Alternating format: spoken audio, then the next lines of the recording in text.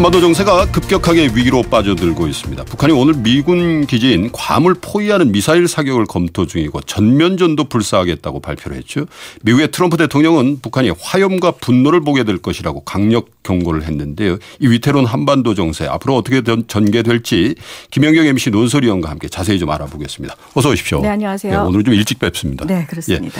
먼저 북한 발표 내용부터 자세히 좀 알아볼까요? 네, 오늘 북한이 두 개의 대변인 성명을 냈습니다. 하나는 전략군 대변인 성명이고 또 하나는 총참모부 대변인 성명입니다. 예. 근데 이 괌 포위 사격 얘기는 전략군 대변인 성명에서 나왔는데 이제 여기가 그 탄도미사일을 관할하는 부서죠. 화성 12형 미사일로 근거지인 괌에 대한 포위 사격 그 작전 방안을 검토 중이다. 예. 이렇게 얘기를 했습니다. 지금 괌 포위 사격 방안이 충분히 검토되고 작성돼서 곧 최고사령부에 보고되고 이후에 김정은이 결단을 내리면 임의의 시각에 동시다발적으로 연발적으로 시행이 될 거다. 이렇게 얘기를 하는데 이제 그 주장은 뭐냐면은 실제로 거기에서 너희들이 미국이 체험을 하게 될 거다. 이게 도대체 북한의 능력이 어떤 건지 그걸 그냥 한번 해보는 거죠. 얘기 아니다 이런 얘기를 한 거네요. 그렇죠. 그리고 이제 그러고 총참모부 대변인 성명이 나왔습니다. 예. 총참모부면 우리 합동참모본부 정도라고 봐야 되죠. 봐야 되겠죠. 여기서 나온 성명도 상당히 험악했다고 하는데요. 예, 이제 괌은 사실 이제 우리보다 좀 떨어져 있으니까 그렇다고 하는데 이 부분은 이제 한반도가 직접적으로 관련된 부분입니다. 어떻게 보면 북한의 작전 계획을 왜 이렇게 지나치게 자세하게 설명을 할까 하는 정도였는데 첫 번째는 이제 참수 작전, 김정은 제거 작전에 대한 대응 이야기입니다. 특수군이 들어와서 참수 작전 못한다. 그리고 북한의 특수작전군은 세계 인류급이다. 그 위력을 보게 될 것이다. 두 번째는 예방전쟁에 대한 대응인데 그 예방전쟁이라는 게 그거 아닙니까? 특별한 징후가 없다고 하더라도 더 위험하기 전에 예방적으로 선제 공격을 하는 건데 이제 지금 미국에서 나오는 얘기가 미국 강경파들이 이런 얘기 하잖아요. 예방적인 전쟁을 이야기를 하는 건데 그 예방전쟁에 대한 아주 민감한 반응을 보였습니다. 미국 본토를 포함해서 전면전쟁으로 대응을 하게 될 것이다. 그리고 자신들도 한반도에서 전쟁이 일어나기 전에 미국을 공격할 거다. 핵수단이나 이런 것들 숨기지 않겠다. 지금 이렇게 이야기를 하고 있고요. 이제 요거는 우리와 직접적으로 관련이 된 문제가 선제 타격입니다. 선제 타격이라는 게 이제 예방 공격과는 다른데 이거는 아주 임박한 징후가 있을 때 곧 전쟁이 일어날 것 같을 때 하는 게 이제 선제 공격인 거잖아요. 이제 요거는 일반적으로 이제 그 용인이 되는 공격인데 선제 타격의 기도가 드러나면은 일단 처음에는 서울을 포함한 139군 야전군 사령부 지역이니까 이제 중부 지역 까지를 얘기를 하는 거 아니겠습니까? 여기는 모든 대상이 이제 불바다가 되겠다. 늘 그렇듯 이제 장사정포나 이제 단거리포로 재래식 무기로 다 이렇게 쓰겠다는 얘기죠. 그리고 남한의 전 중심에 대한 동시 타격과 태평양 작전 전구, 오키나와나 괌이 될 것 같습니다. 여기에 미국 발진 기지를 동시에 전면적으로 타격할 거다. 그리고 이제 네 번째는 북한 체제 붕괴를 겨냥한 비밀닭 작전에 대해서 전민 항쟁으로 상당히 구체적으로 나왔군요. 예, 그렇습니다.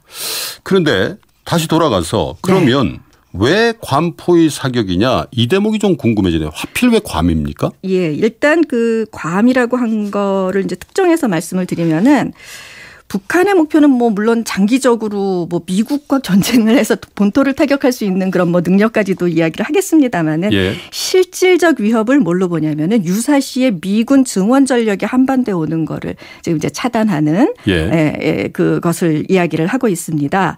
그래서 미군의 전시 증원 계획의 중심이 바로 괌 아니겠습니까?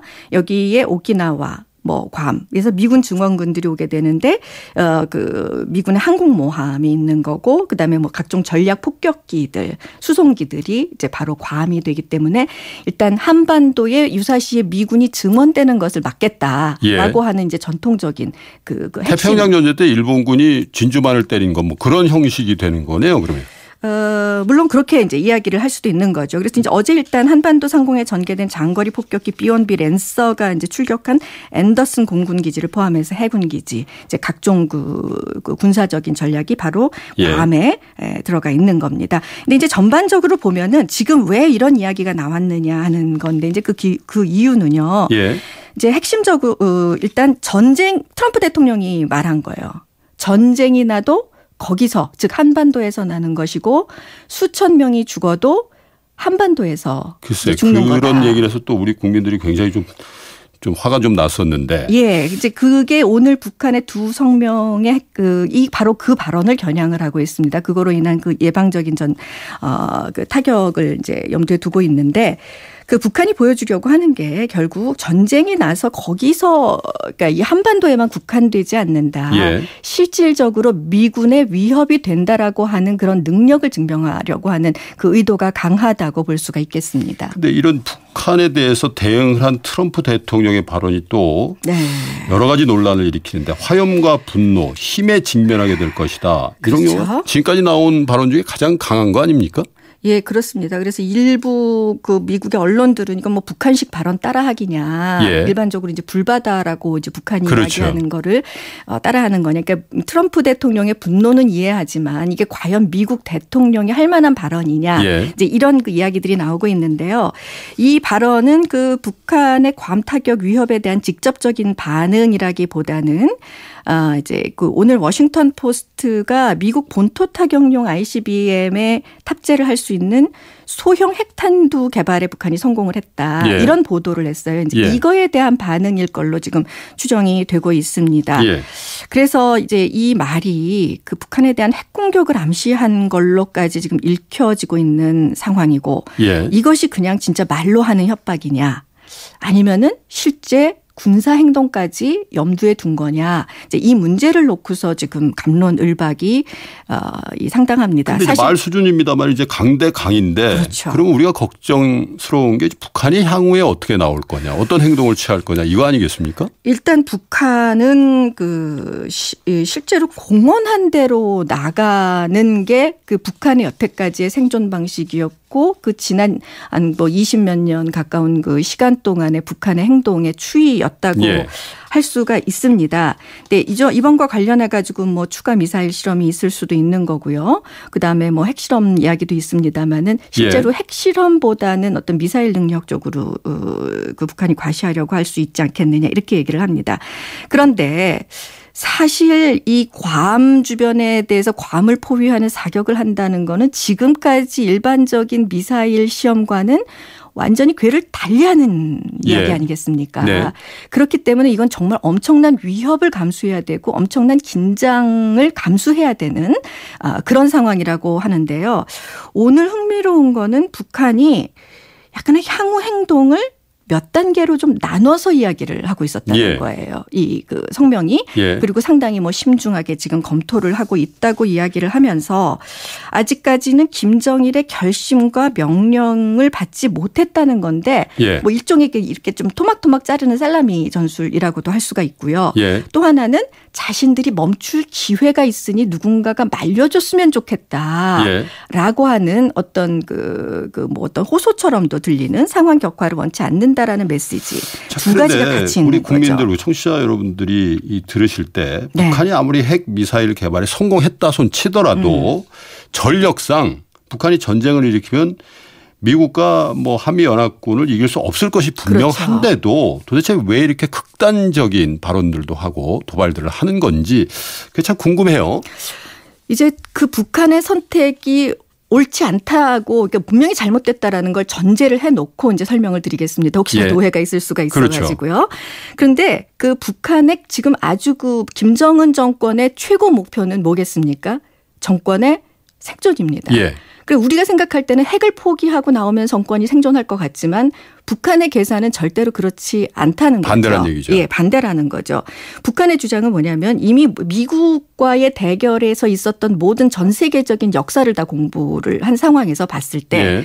그러면은 쿠바 미사일 사태부터 시작을 해가지고 소련과 동유럽의 몰락이 어떻게 이루어졌고 그다음에 이라크 1, 2차 전쟁이 어떻게 이루어졌으면 아프간 그리고 리비아 가다피 정권과 이라크의 후세인 정권이 어떻게 몰락했는가에 대한 결론을 어떻게 내리고 있냐면은 핵과 공격 능력이 없어서 그랬다. 예. 그러니까 이제 그렇게 해서 공격을 당했다라고 하는 게 우리는 그 일로 가지 않을 거다라는 얘기죠. 그렇죠. 그렇습니다.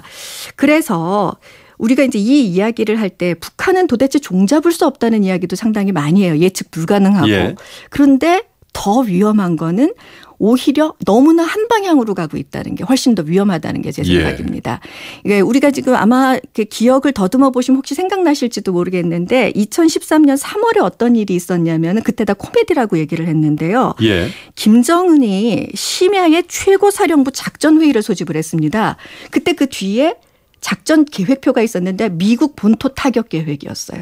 그래서 미사일로 괌을 공격하고 예. 미국의 서부와 본토를 공격하겠다라고 하는 그 작전 계획표가 나왔을 때 정말 이건 과대망상증이다라고 얘기했는데요. 그런데요. 그 이후에 차곡차곡 그 방향으로 나가고 있다는 그런데 거죠. 이제 정권의 안정적인 연장 이게 이제 최종적인 목표라고 하셨으니까 네. 결국 이렇게 하지만 결국은 대화의 장으로 나올 수 있지 않겠냐 그런 기대도 갖게 되는 거 아니겠습니까? 어떻게 북한의 보세요? 전략이 위기를 극대화로 고조시킨 다음에 이제 또 다른 어떤 협상 카드를 내밀면서 이제 그것을 유도하는 그런 전략들이 수십 년 동안 반복이 돼 왔고 근데 희한하게 이게 또 계속 돼 왔습니다. 예.